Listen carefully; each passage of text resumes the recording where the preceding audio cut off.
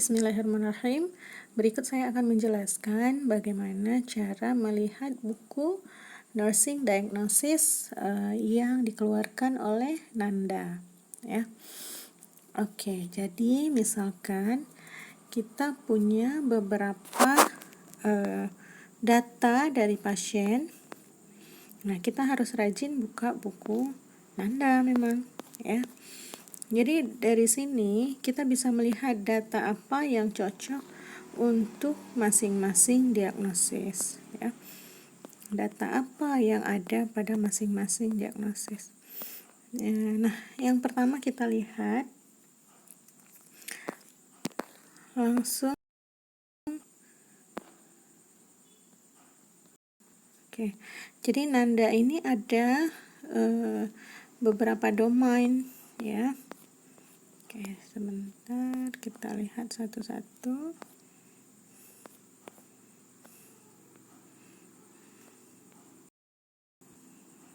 Ya, kalau kalian kebingungan, sangat kebingungan karena belum pernah buka Nanda, kalian bisa mulai dari glossary, ya. Jadi kalian lihat kata-kata yang kalian miliki di di data pasien. Misalnya, ya itu ada di glossary nanti, ya. Jadi nanti lihat paling bawah. Tapi kalau kita sudah ada gambaran misalnya seperti ini. Jadi Nanda itu punya beberapa domain. Jadi kita lebih mudah. Jadi misalnya kita lihat yang pertama domain. Yang pertama domain health promotion. Ya, ini ada dua kelas. Jadi ada health awareness, ada health management. Ya, jadi awareness-nya dalam kesehatan seperti apa, ya, kesadaran dalam kesehatan seperti apa, dan bagaimana manajemen kesehatan. Nah, domain kedua ini terkait nutrisi. Jadi kalau ada pasien kita, oh ini nutrisinya bermasalah ini, ya. Jadi cek di bagian domain 2, ya. Apakah dia ingestion, ya, apakah di bagian dia obesity, overweight, ya. Apakah di kelas 1, kelas 2 itu belum ada sampai sekarang, ya, digestion. Apakah masalah absorpsi, ya, itu juga belum ada. Ataukah di kelas 4 masalah metabolisme, ya, atau kelima di masalah hidrasi, ya. Jadi kita lihat di masing-masing kelas ini, ya, pasien kita sesuai untuk yang mana, ya. Kita lihat itu kalau nutrisi, ya. Jadi ini isi dari domain ini adalah semuanya bahasa diagnosa keperawatan, ya. Jadi misalnya coba diagnosa keperawatan di domain 2 nutrition kelas pertama, ya, ada diagnosa ini nomor 2 diagnosa, ya. Ada diagnosa yang nomornya 00104. Nah, ineffective breastfeeding. Jadi ada diagnosa keperawatan yang namanya atau yang disebut atau yang bahasanya itu adalah ketidakefektifan menyusui, ya, ketidakefektifan menyusui. Nah, apa saja data atau apa saja, ya betul, apa saja tanda-tanda seseorang ibu atau keluarga yang dikatakan tidak efektif dalam menyusui, itu kita lihat di halaman 156, gitu, ya. Coba kita ke 156.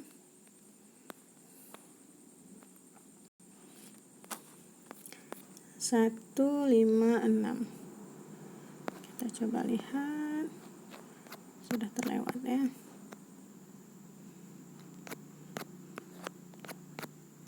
156.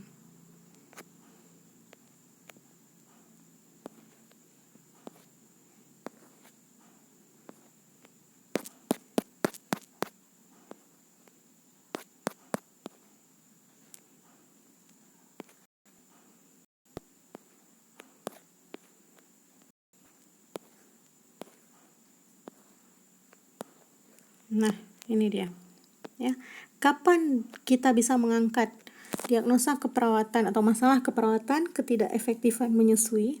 Jadi coba kita lihat apa sih definisinya, Ya, definisi ketidakefektifan menyusui itu adalah ketika kesulitan menyediakan ASI atau ASI ya, kalau karena menyusui ASI ya, untuk bayi atau anak yang lebih kecil atau anak muda secara langsung dari payudara ibu ya. Jadi kesulitan menyediakan susu untuk bayi atau untuk bayi secara langsung dari payudara ibu, artinya ibunya kesulitan untuk menyediakan ASI ya, which may compromise nutritional status of the infant or child. Jadi yang akan berefek pada status nutrisi si anak atau bayi tersebut. Nah, apa tanda-tandanya? Tanda-tandanya kita bisa lihat di defining karakteristik ya. Jadi tanda-tandanya yang pertama, tidak adekuatnya infant stooling. Infant stooling itu ya, BAB-nya tidak adekuat. Jangan-jangan dia tidak BAB sudah seharian gitu. Ya. Kemudian coba kita lihat tanda yang ketiga, infant crying at the breast. Jadi si bayi padahal dia udah sampai ke mami ibu, tapi dia nangis karena dia nggak dapet ASInya ibu. Gitu. Ya. Kemudian apa lagi? Misalnya coba kita lihat tanda yang di sebelah kanan ya. Insufficiency ya, emptying of each breast per feeding. Jadi kesulitan dalam mengosongkan payudara ya. Jadi ASInya ada tapi ibunya sulit untuk mengeluarkan ASInya, sulit untuk mengosongkan payudara. Atau kesulitan yang keduanya, sebelah kanan yang kedua ini, kesulitan dalam meningkatkan berat badan si bayi gitu. Ya, jadi tidak harus semua tanda yang ada di sini ada di pasien baru bisa kita angkat, nggak harus. Jadi minimal 3 ada tanda utama ya, 3 gejala utama yang ada di defining karakteristik ini. Kalau ada 3 saja gejala utamanya ada di pasien kita bisa mengangkat diagnosa ineffective breastfeeding. Jadi seperti itu ya. Nah, berhubungan dengan kan di diagnosa keperawatan tadi ada PES problemnya adalah ineffective breastfeeding ya. Kemudian ada etiologi itu sama, kita bisa lihat di sini related factor. Ini adalah etiologi. Related factor itu kan faktor yang berhubungan ya. Jadi ini bisa kita jadi selama yang ada di sini sesuai dengan pasien kita, kondisi pasien kita. Jadi misalnya si ibunya itu tidak efektif menyusui ya, ternyata karena dia interrupted breastfeeding ya, atau prematuritas ya.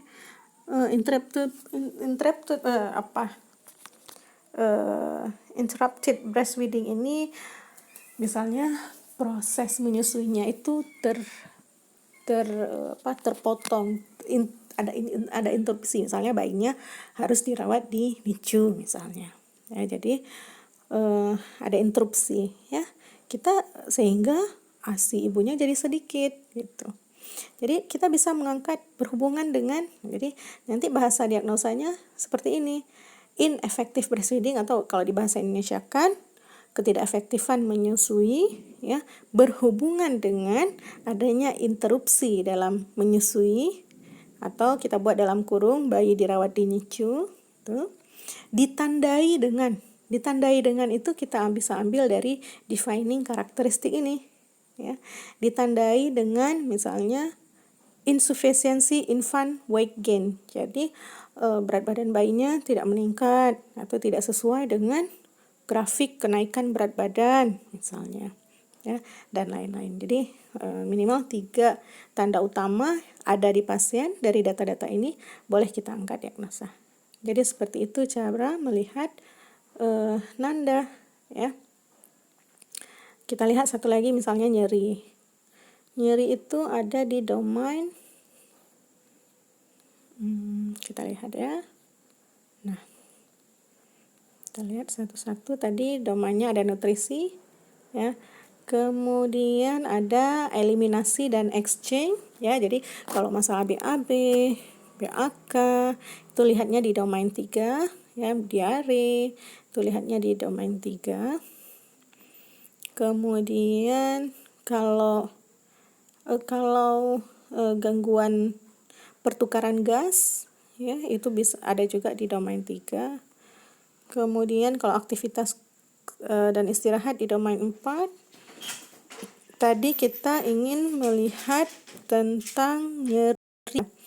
Nyeri itu coba kita lihat pain. Ya, ada di domain berapakah pain?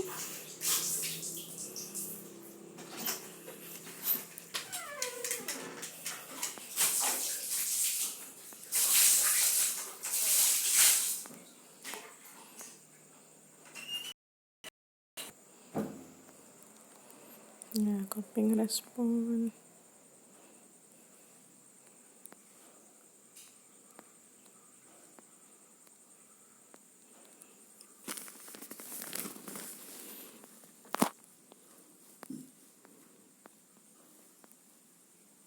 Nah, ini dia. Di domain 12, comfort. Ya, jadi pain adanya di sini. Ya. Jadi ada acute pain, ada chronic pain, ya. Jadi katakan kronik itu lebih dari 3 minggu itu baru bisa dibilang kronik. Di bawah 3 minggu itu dikatakan acute pain. Nah, tadi kan pasien kita nyeri tuh. Nah, coba kita lihat di untuk diagnosa 00132 ada di halaman 440. Halaman 440.